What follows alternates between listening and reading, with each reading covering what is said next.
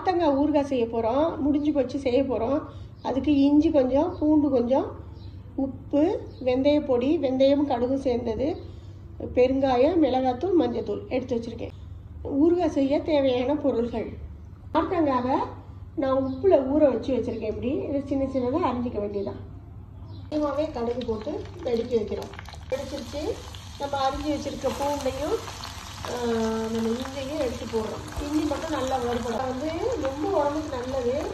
அது ஏன் சாப்பிட மாட்டாங்கன்னா அதிகம் அது ஒரு கசக்கிற மாதிரி இருக்கும். அதுக்காக தான் வெல்லம் போடுவாங்க. இப்படி உப்பில் ஊற வச்சுட்டோம்னா கசக்காது.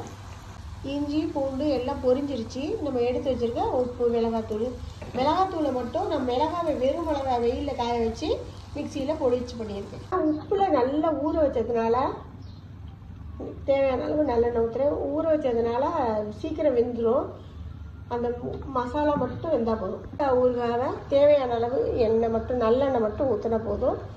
ஊறுறதுனால ஈஸியாக செஞ்சிடலாம். நல்ல டேஸ்ட்டாக இருக்கும். ஒரு முறை செஞ்சு பாருங்கள். ஆறினோடனே ஒரு பாட்டிலில் போட்டு வச்சுட்டிங்கன்னா 6 மாதம் 1 வருஷம்னாலும் வீணாகவே போகாது. ஏன்னா இது உப்புலேயே ஊறினதுனால காலம் முடிக்காது, எதுவும் செய்யாது.